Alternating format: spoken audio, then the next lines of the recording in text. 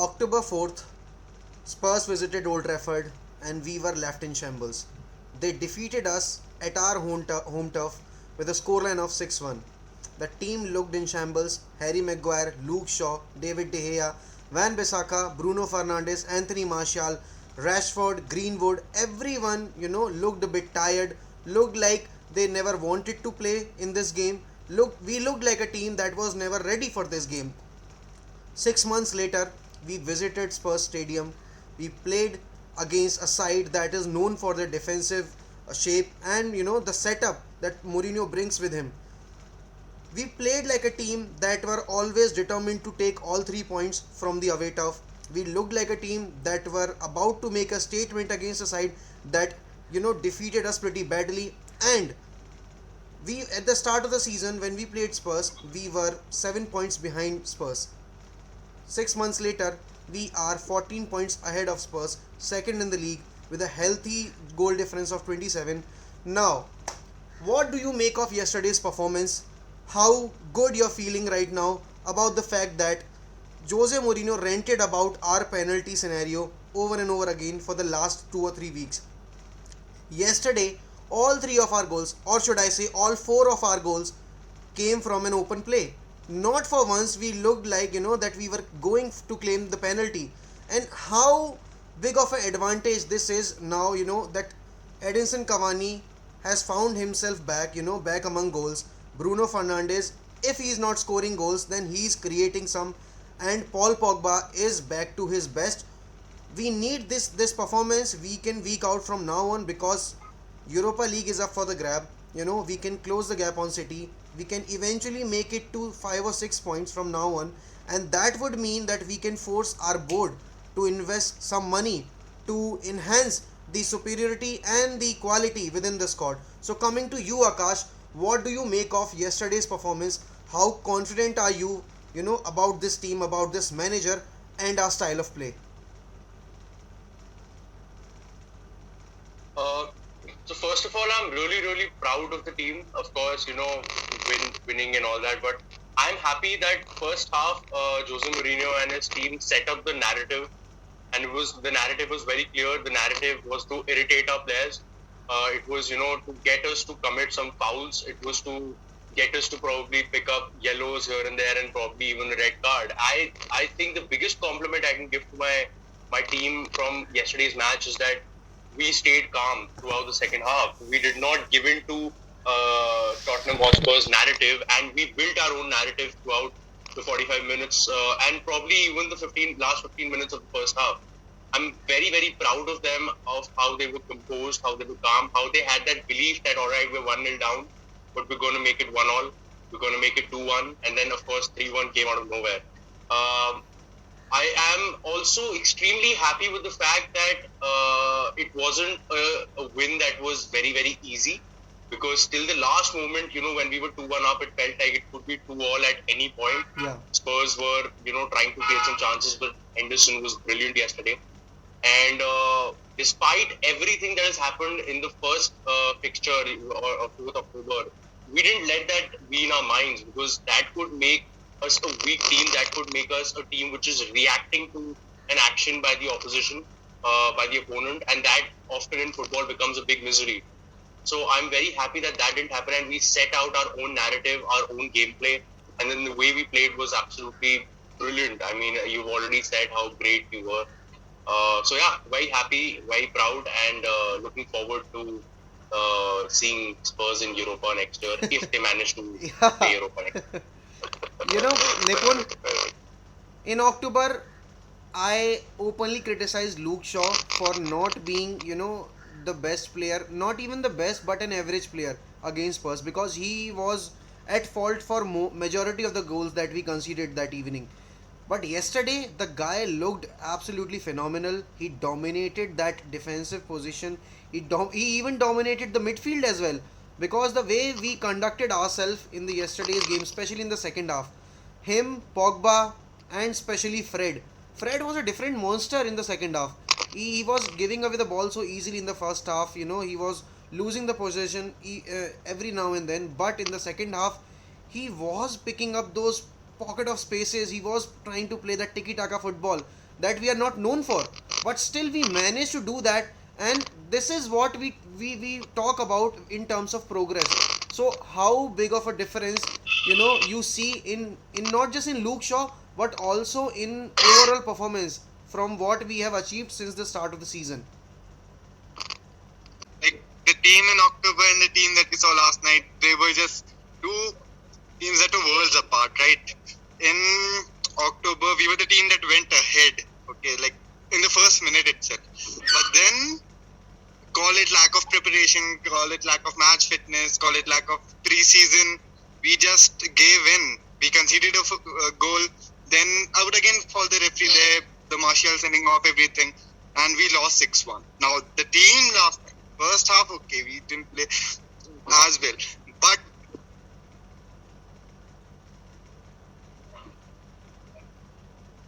we had goal that was disallowed that shouldn't have been disallowed. I'll come back to that later. We will discuss that later. We went and to come back from that, to show character after that in the second half, to utterly dominate the second half, to put in a performance like that, to not even let Spurs get any breathing space anywhere. It wasn't like they threatened us at all in the second half.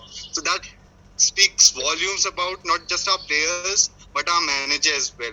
To instill that mentality in our players, to come, like, right, after losing 6-1 to a team, you will always have that in the back of your mind when you play them the next time. But to completely eliminate that and to come up with a performance like this, crazy, man. Like, I was gleaming last night. I couldn't even sleep. I was so happy. I don't remember the last time I was so emotional about a match. Even the City match. Okay, we won 2-0, but I wasn't as emotional as I was Absolutely, last night. man. So, I'm so happy.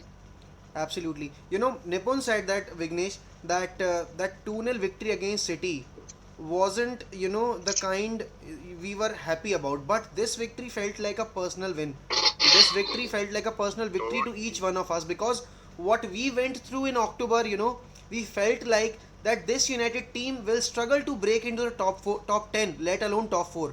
Because the way we were playing, the performance that we delivered against Crystal Palace, the way we operated against Brighton, that was a very very lucky win for us, because the penalty, the penalty worked for us. But if you look at the number of chances Brighton created that day, they were the unluckiest team to walk out of their home turf, and without anything. Now against Spurs, we were totally exposed, not just in terms of defense, but also in terms of tactics. But over the period of the time during the season, Solskjaer has evolved his style of play. Solskjaer has learned a lot about his tactics, and that was quite visible in the second half yesterday, because you are up against a manager who is known for his defensive shape, who is known for his tactics, who can easily defend a 1-0 lead. But to go there at their home turf and to break them down, break by break, and opening up the pocket of spaces in a fraction of seconds with your style of play and the way you are holding the ball. We were up against Son and Kane, the most dynamic duo in Premier League right now, the most attacking threats in the Premier League right now. Not KDB, not Sergio Aguero, not Marcus Rashford or Bruno, but Kane and Son are the real threat if you talk in terms of the link up play. But yesterday Kane looked like a ghost, because not for once I was worried about Kane, not for once I was worried about Son. Only if you can ignore the error from Lindelof, we never looked like conceding. So how proud of you? How proud are you? About this team and about our manager. Oh, absolutely buzzing. I mean, I couldn't agree more with what Nipun said. I mean, the victory against City and yesterday's result is, is like a ground and a sky. It's that much of a difference. Yesterday felt absolutely personal. And, looking back 6 months, we were struggling. We were a side, that hardly had a break of for 2 weeks only. We played our last game just 2 weeks before that, and we were struggling. So just the 3 games into the Spurs game, and we looked like we were not ready until the send off actually. But that send off actually, changed the narrative of that game completely. Then Spurs dominated us, and it was a 6-1. 6 months afterwards, I mean, the difference between that United side and this is huge. I mean, Solskjaer and the fitness team deserves a lot of credit to what they've done so far. So at this point. Now, beginning of the match yesterday, I think we played with a hybrid diamond, which up until our goal was disallowed worked. But after that, what Spurs did was they played with a back three and they asked Reguilon and Serge Aurier to bomb forward and capitalize on the spaces which were left behind by Luke Shaw and Wan-Bissaka. Then they scored the goal. I think in the goal they scored, Lindelof, yes, he could have stopped that pass which Kane made it to Lucas Moura, but then he couldn't, and the ball came back to Son. And if that goal, more than Lindelof, Wan-Bissaka again caught outside of the position. If you look, Yeah, Wan-Bissaka should be hugging Son. In that absolutely, moment. But absolutely. instead, Wan-Bissaka was right beside Lindelof. Lindelof. We saw Yeah. the replay. Yeah, so that clearly shows that Wan-Bissaka needs to improve on his positioning. Now, second half. Before I move to second half, the goal which was disallowed. I have two curious points about that. Okay, so first, when we scored, the referee thought it's not a foul; it's a clear goal. Okay. Now, when we are asked him to go back and have a look, now he thinks it's a foul. Okay, so if it's a foul, why does not Scott McTominay receives, if it's a clear and obvious error, Absolutely, McTominay deserves a absolutely. second yellow. Yeah, so McTominay deserves a second yellow and he needs to be sent off. If that's a clear and obvious error, leading to the Absolutely. goal. That was it. So how is that a foul? That is not a foul at all. Like Ole said, the game is gone. VAR is absolutely ruining it. Absolutely, man, absolutely. Not VAR actually. Can I give you an instance of inconsistency? Just 2 minutes before that, Rashford is an exact same foul right at the On edge of Serge the Aurier. field. Exact On Serge Aurier. And exactly. And the ref didn't blow the whistle there. But so why would you go back to the TV screen, see the same incident at the same times, and then decide that what the two decisions that you took in the past have been wrong? Why would you do that? Absolutely. Exactly. It speaks volumes about how pathetic the refereeing in England is. In any other league, I don't think. And you that get is why as much the English controversy referees as are you not get in invited to the grandest stage. If you talk in terms of them refereeing in the World Cup finals or in the Champions Exactly. League finals, that is Yeah. the sole reason why English Exactly. referees are not Absolutely. invited to such games.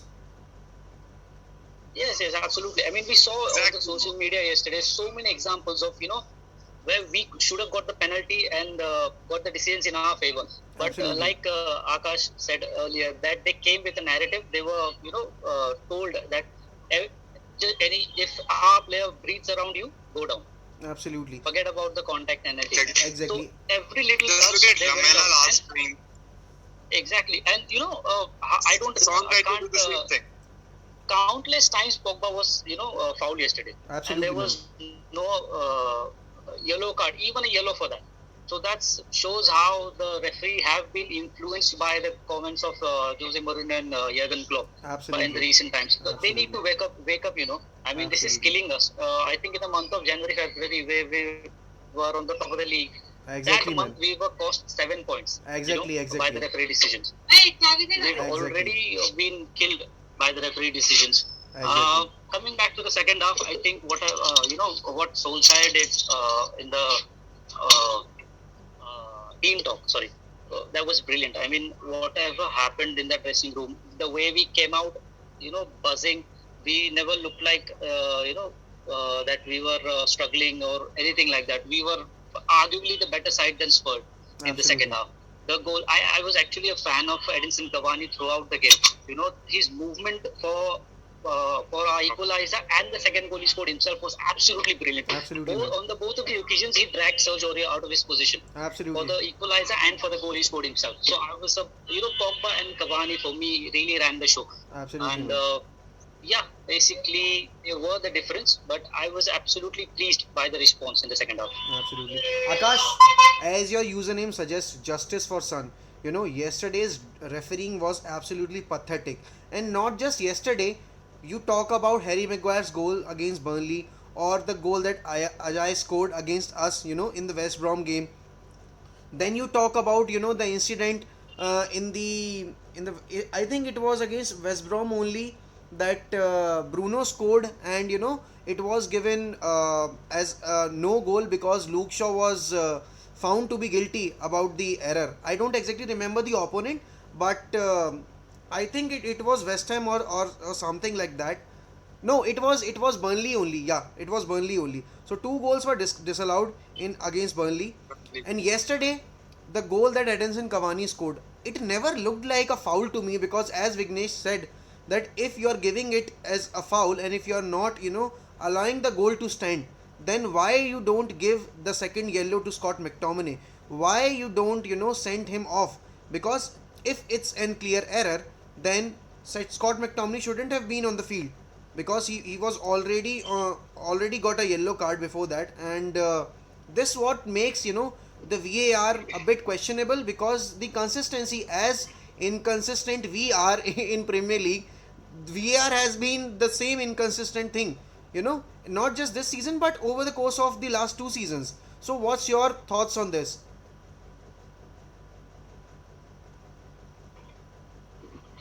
And you're also forgetting the Sheffield United defeat, where first of all, De Gea was fouled, but Yeah. yet the goal was given. Absolutely, And when the absolutely. same thing happened in the opponent box, when Tony Marshall accidentally fouled the keeper, that goal was disallowed. Absolutely. So and that directly costed us 3 points. I mean, I can give you 5 examples here right now where if those decisions, I'm not saying that give it in favor of United. I'm just saying that based on the decisions you've given in the past, if those decisions were given in favor of United, today City would be behind us and we would be clearly 3 to 4 points ahead of them. There's no doubt about and it. See, my problem is that I am fully in favor of VAR. When I say VAR, I mean technology. Yeah. I love the technology. Technology is the future. You have to use technology in the right way. And which is why I think it's working pretty well in La Liga. I think World Cup VAR was a big hit. My problem is with the human beings who are handling it in England, in the Premier League. My problem is with them, those people. I think they need to be trained. They need to be trained about consistency and precedence. So, for example, if an issue comes up for the first time since VAR got introduced, if a particular decision was taken based on a particular set of laws, then that should become the precedence like it is in a court of law. Now, throughout the number of games throughout in the season or till whenever VAR is amended or the technology changes in the future, you have to use that as a precedence. You have to use that as a rule.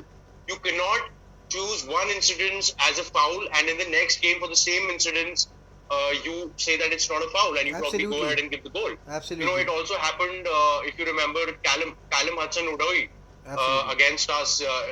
He was clearly touching the ball and, his hand was clearly touching the ball. That was a penalty. We would have probably won 1-0 in that that game. game. Chelsea would have been out of top 4 right now.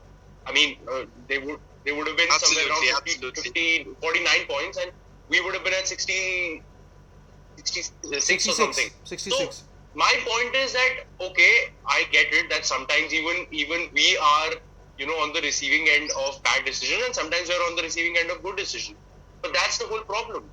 You need to have some sort of a consistency. And now talking about the game specifically yesterday, I don't know, man. Like, I have more of a problem with Son here than I have with the decision. I mean, I really like that chap. I think he's a fantastic player. He's a good human being. I've been following him as a player. I like him. But what he did yesterday, man, I cannot blame anybody but Jose Mourinho for this, because if a player has not done this for so many seasons and suddenly, this is not the first time he's doing it, by the way. He's been acting like this 4 or 5 times this season. Absolutely. And, going down for absolutely nothing and then pretending as if, I don't know, was he able to see? Is he able to see now? Does he need an operation for his eye now? I'm not sure. Is he in a 5 hospital? minutes later, the You know, lad scored. My problem is all these things. Yeah. With no eyes, It was Gandhari scoring a goal for them. And my problem is, man, it just spoils the spirit of the game, At that point, you are not just ruining the game for the opponent, you're also ruining it for yourself, because the opponent might go ahead and do the same thing.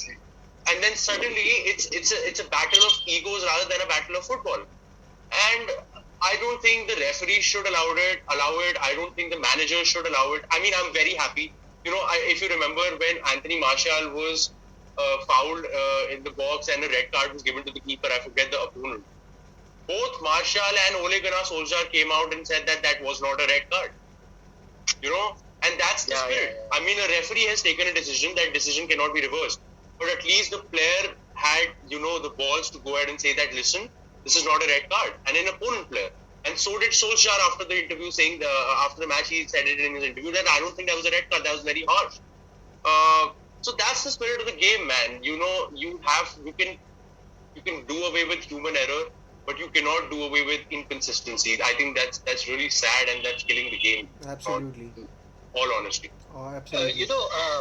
Yeah, The point Akash made here about Jose might have influenced Son in doing these kind of things. Not only Son, but the entire Spurs forward. Yeah. If you guys remember, Marcus Rashford, quite a while back, he said in an interview that you need to when go he down. used to go down under You need Jose, to go down. Yes. yeah. So yeah, if you want to go down, at least act better. Yeah. So that you can get a penalty or something. So that shows how the team has been influenced by the manager. And then the same manager comes out and says that United are getting the penalties regularly.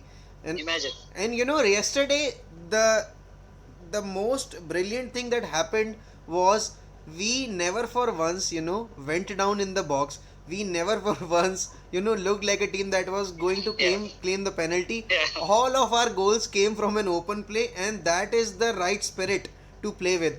You go Yeah. there at your rivals turf, and Exactly. you show them how the game is being played, and how it should be played, and none of your nonsense that you are saying in the media makes Yeah. any sense, because we are not falling for it. We are not getting nervous because of those on the field off the field tactics that you are using in the press, because by doing that he was trying to influence the referee. But that was quite visible that we were not terrified because of the comments. We were not terrified because of the setup of the opponents.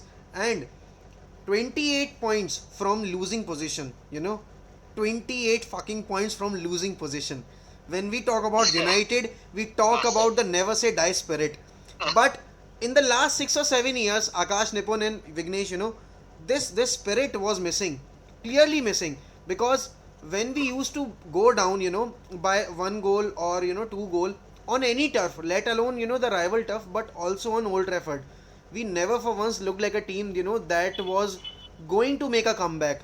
But under Solskjaer, one thing that has changed, and has changed massively, is the character, is the intent, the way you approach after going down. And this has become a habit. Yes, it's not a good thing to go down every now and then when you are playing away, but then the character that they show every time we go down, every time a goal is conceded by us, it's a real pleasure to watch United play after going down, to be very honest. Because because every time we go down, we come up with a different. Only in hindsight.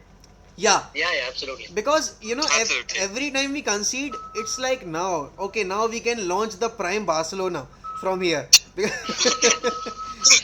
exactly. The United of old days. So coming to you, Nipun, Yeah. 28 points from losing position means a lot, man.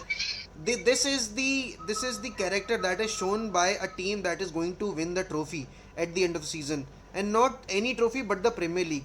The only thing that we have not been doing good is keeping the consistency.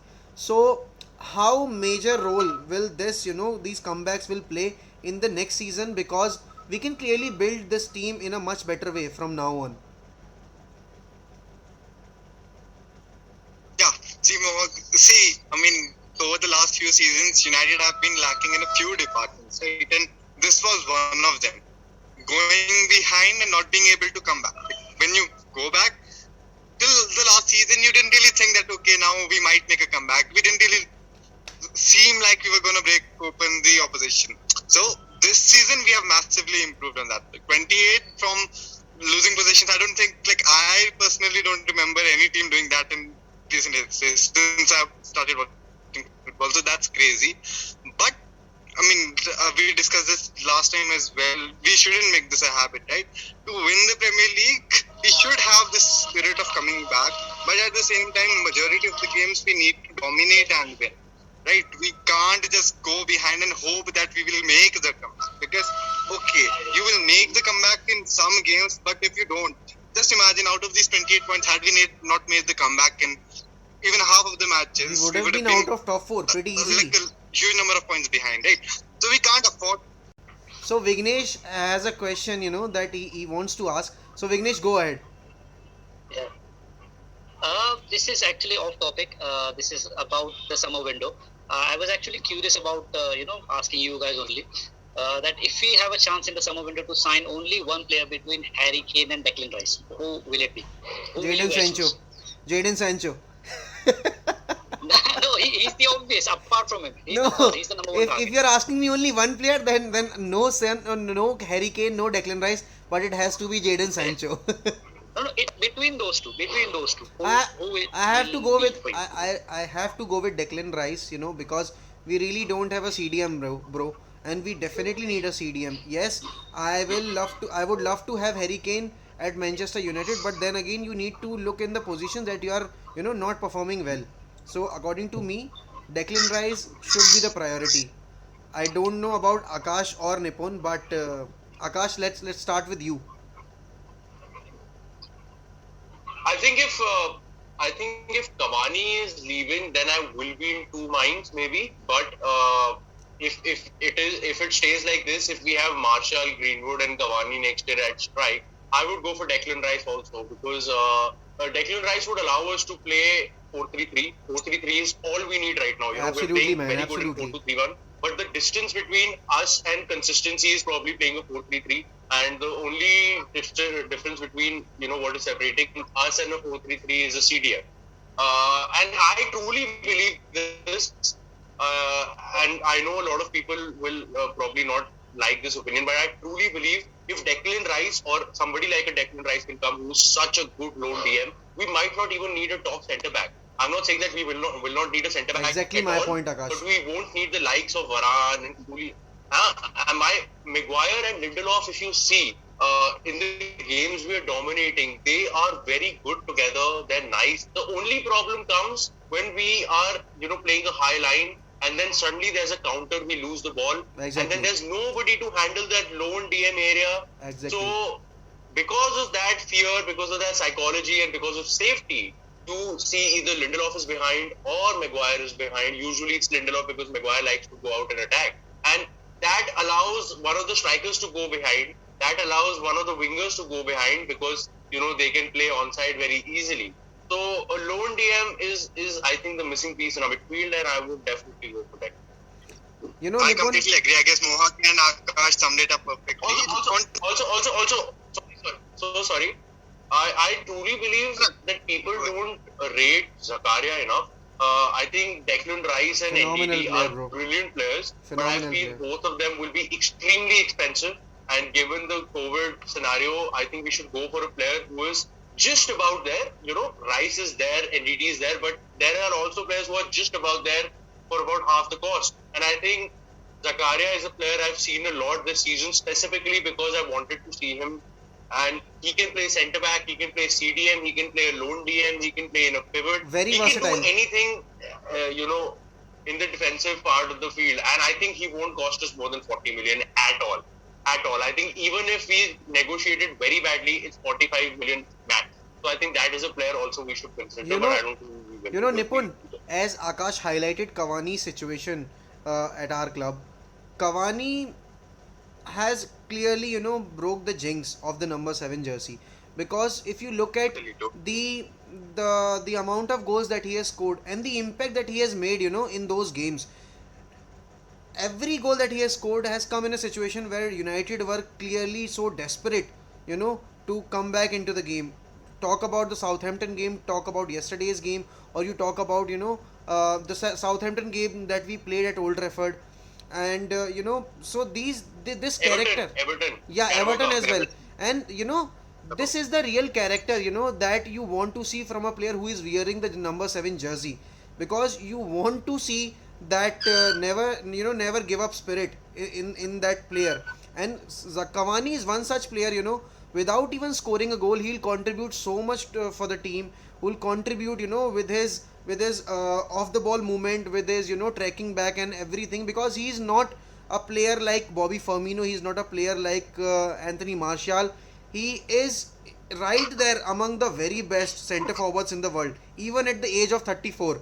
And sorry for mentioning Bobby Firmino, Akash. I know why you're laughing, but I have to bring him on because people always say that Bobby Firmino does so much work when he's not scoring.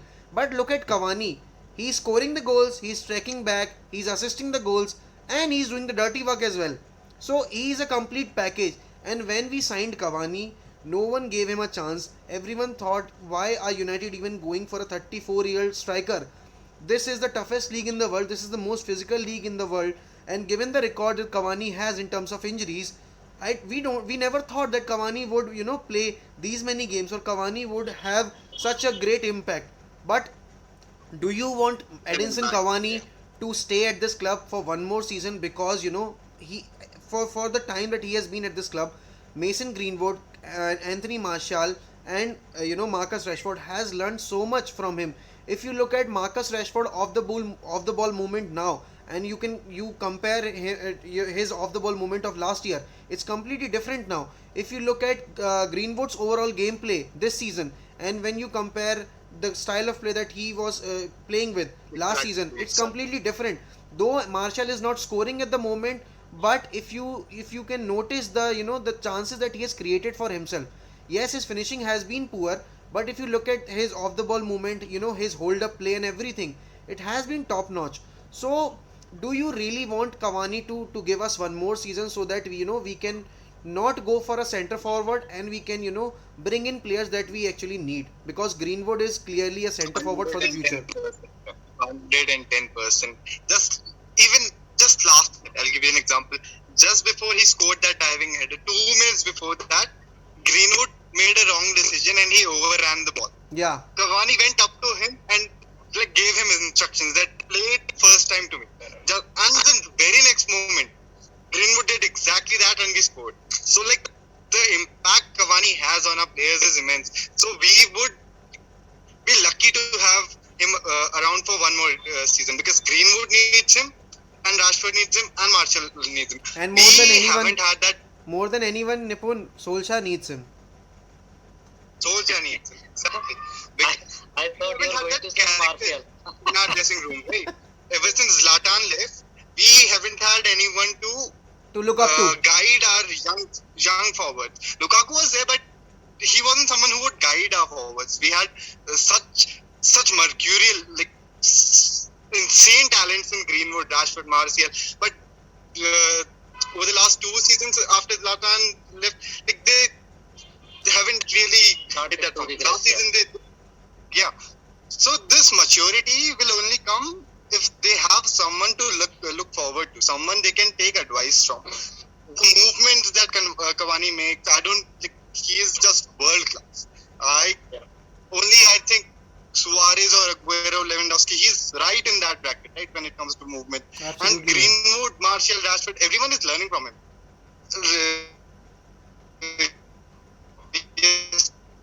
The BBC did a very, very good. He doesn't run a lot in that final side. He is exactly like a fox. He just knows the space to be in. He would coy the defender and just slide into that space, and he would score. You won't see him running around that area a lot. He's very clever what he does. And then after that, he has that insane work rate, even at the age of 34, that you can't see even from the likes of Martial, which is really unfortunate. So even at 34, he would go back your opposition players for counter attack. So that's something that we have lacked in the last 2 seasons, and that is something we really need for one more season, because anyway, because of COVID, we are not going to make too many signings. It will only be one marquee signing, and we all know that most probably it will be Jadon Sancho in that position. Hopefully it will be. Hopefully. Let's see. Yeah. So I'm very sure one big name will come, man. It has to, because I mean, all the reasons look forward to it. One, first of all, it's United. Second, we have had a couple of new deals with sponsors, and having one brand signing per season at least is a big part of those deals. Yeah. And those signings have to, of course, carry forward the name of the brand. So I think TeamViewer would want one player to come. They would also like to facilitate in that in some sense.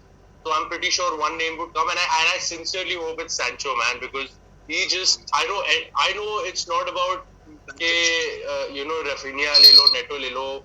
People need to realize why specifically Sancho is the perfect guy for us, because we don't need a striker as much as we need a creator right now. Absolutely. We don't Thank you, Akash, need for enough of highlighting the this. striker. I think the number of goals will automatically increase when the number of chances do. And right now the chances are only coming from one or maximum two players when you consider Pogba and Bruno. As soon as you give some width, some chances, because Rashford doesn't create, even though he's a winger, he doesn't create. He likes to cut in and he's an inverted winger. Sancho is somebody who will create from the left, from the right. He would love to have some chemistry with Pogba, with Bruno, and he will give you 15-20 assists easily in the Premier League itself.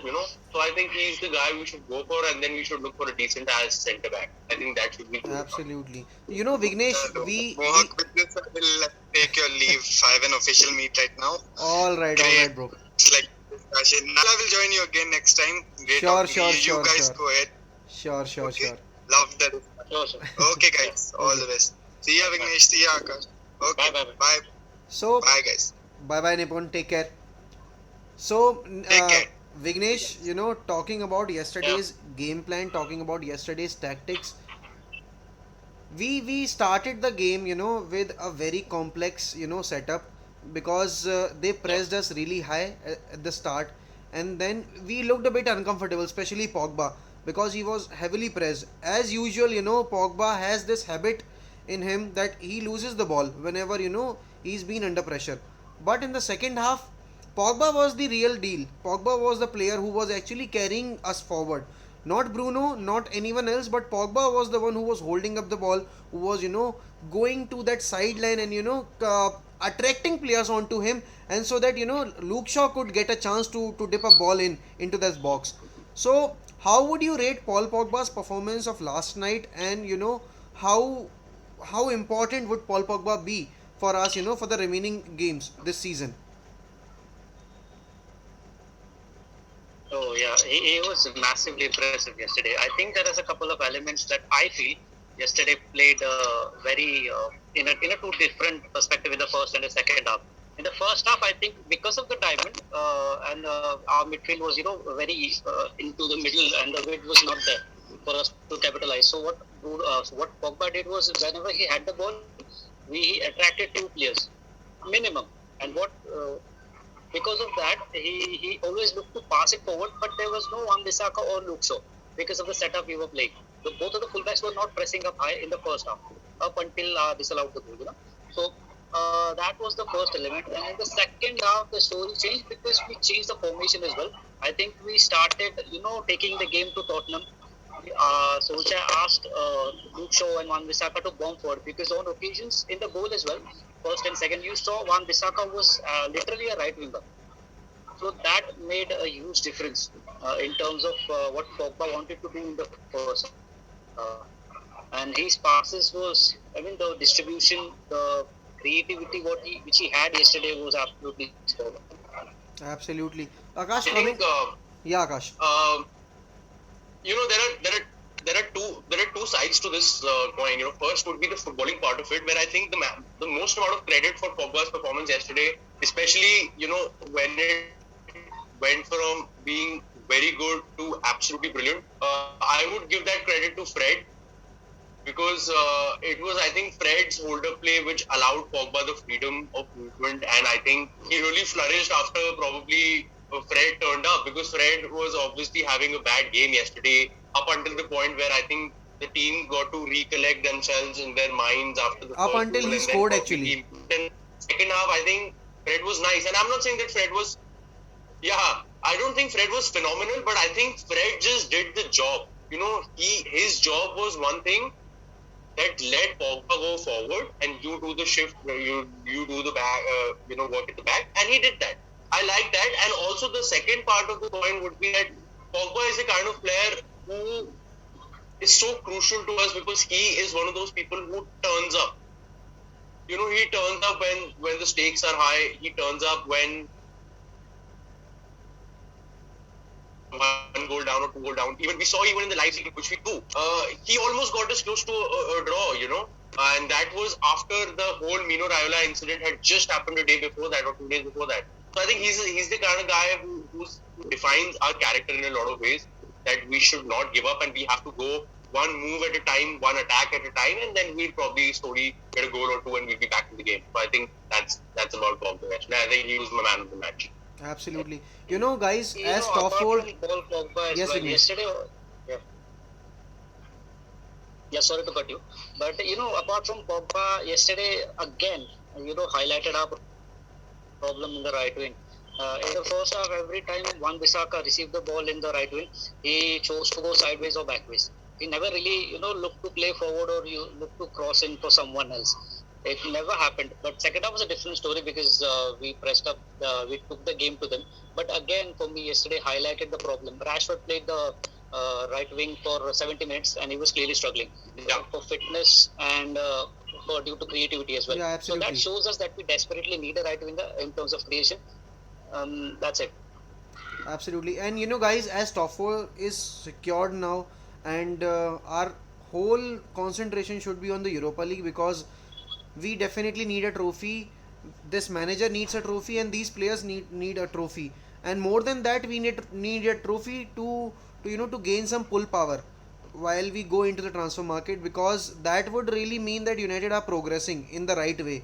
Because we fans, treat our managers on the basis of the trophies that they have won. So a trophy is very crucial for us this season, because by doing that we'll be getting some money in return, and we can use that money, and we can use the money that we are going to get from team viewer, as Akash said, to fund ourselves up for the signing of Jadon Sancho, or one or two more quality additions. So Akash, what should be our prime target from now on, and what team should Solskjaer come up with in the games that that are not so important from now on in the Premier League?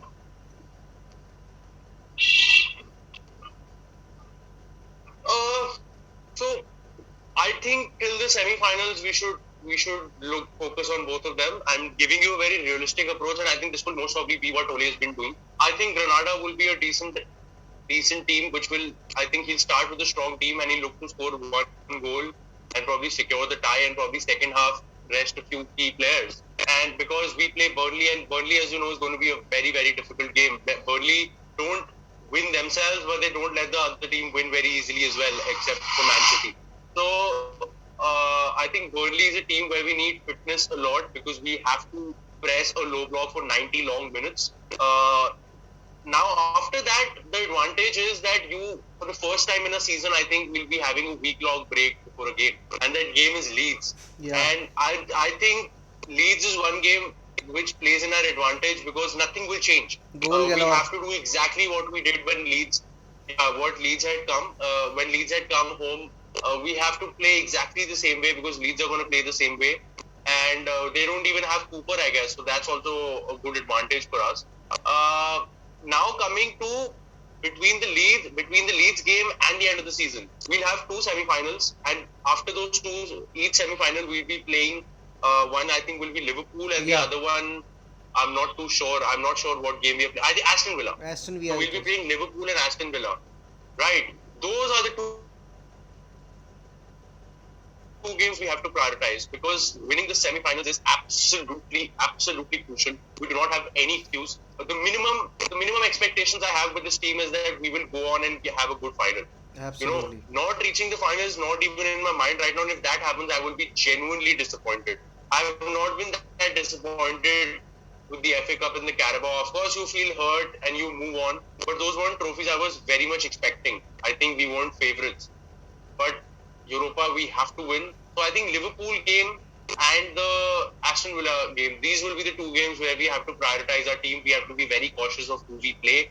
We have to make sure our strongest team starts in both legs of the semi-finals, and so probably we'll have to sacrifice one of those games. I think Aston Villa is still fine because we can do away with a couple of key players, but Liverpool is a team where we might have to play for a draw. Absolutely. So, guys, as we are coming to an end to this discussion, you talk about Jose Mourinho, you talk about Pep Guardiola, you talk about Marco Bielsa, you talk about Pochettino, you talk about so many other managers, and then you talk about Solskjaer. And Solskjaer has defeated each one of them. And Solskjaer has been at this club for two seasons already, and not for once, any of them has done a league double over us. So this tells a lot about the character of Solskjaer.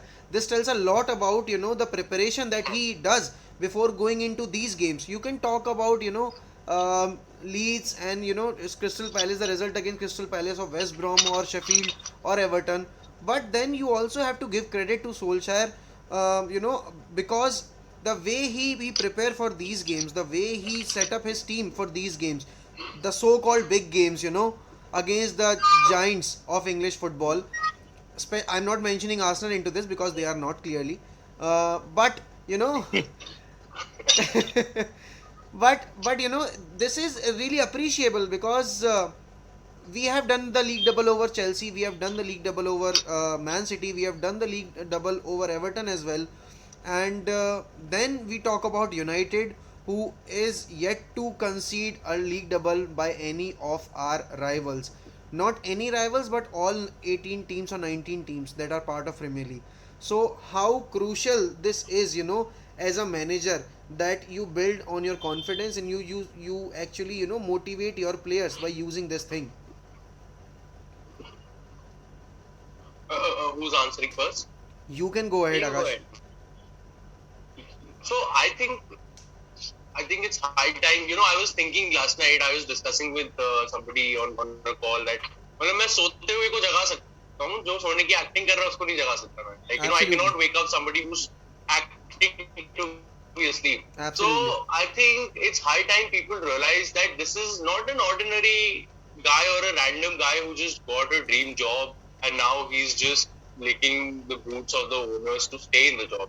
I think it's much beyond that. I don't even want to think on those lines, but it's so sad I have to discuss that point because so many of the people in our fan base do that. They think that Ole is not a good manager. He has no tactics. He's probably relying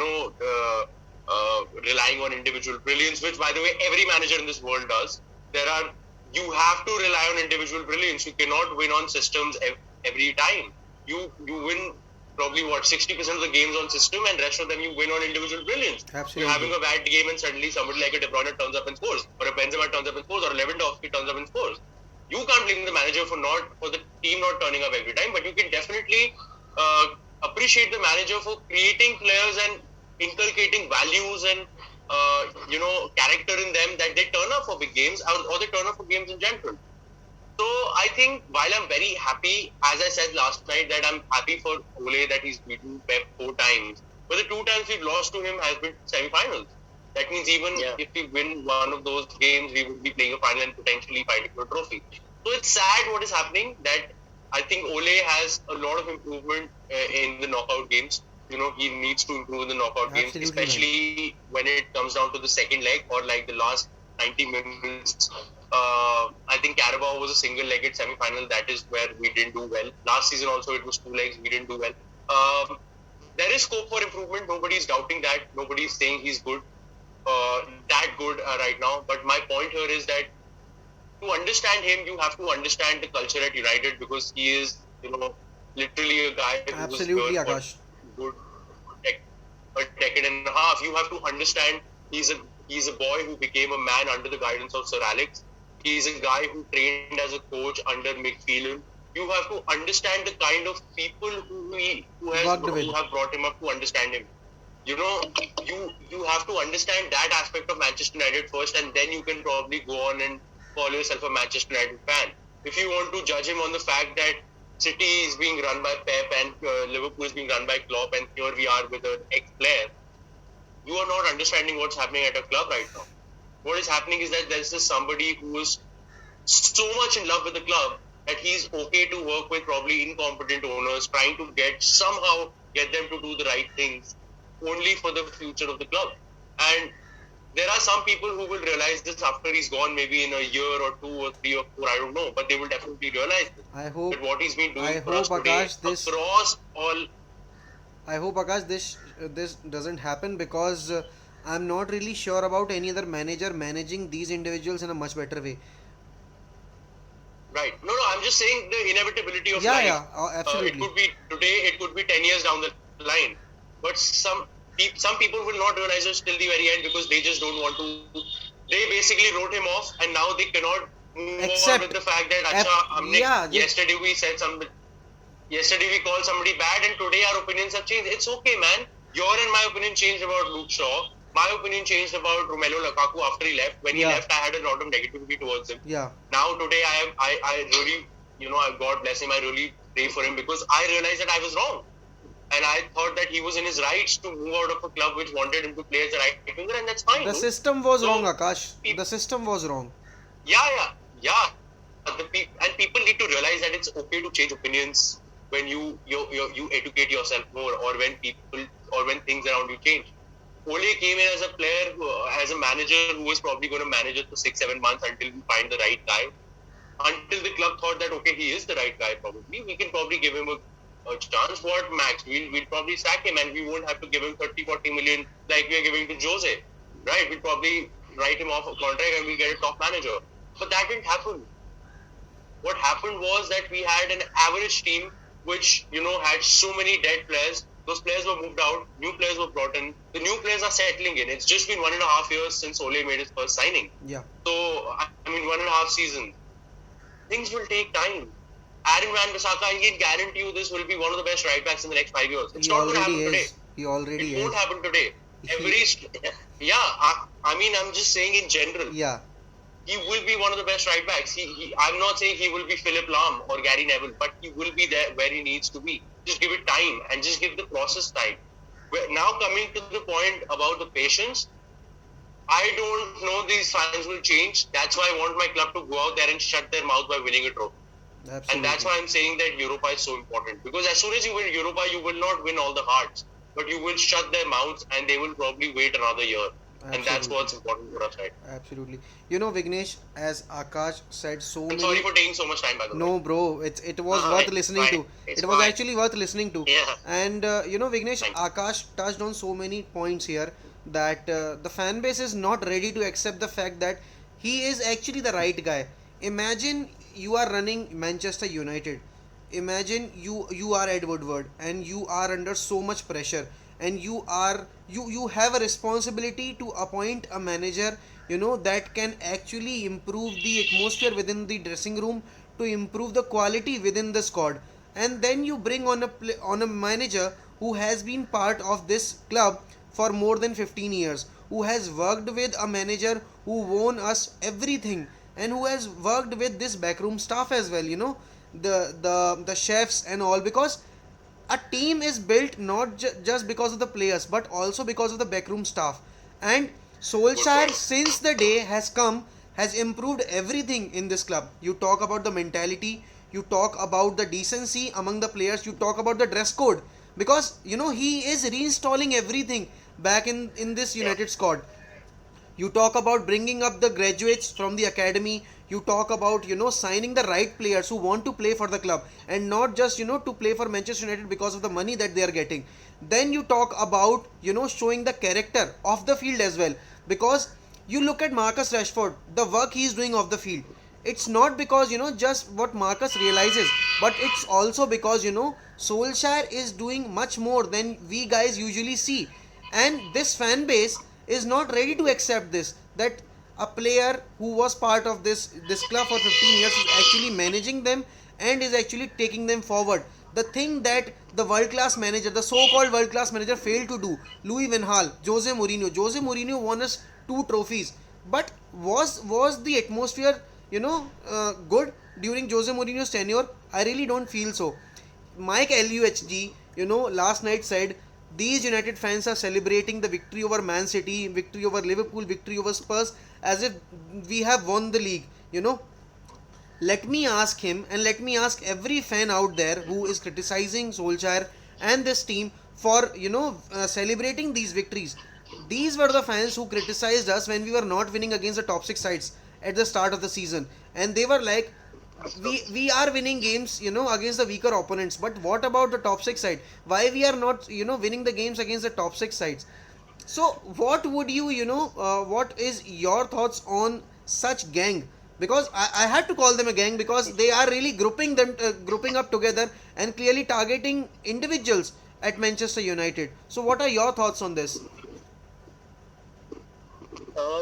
Some very, very brilliant points made by you and Akash. I think the culture has the shift, the mentality shift Ole has brought in is absolutely massive. Changing opinions for humans is not a bad thing, like Akash says. It's okay to change your opinion. It's okay to accept the fact that, okay, I was wrong before and I've been proven wrong. Actually, you should be happy about the fact that you've been proven wrong by a player or a manager.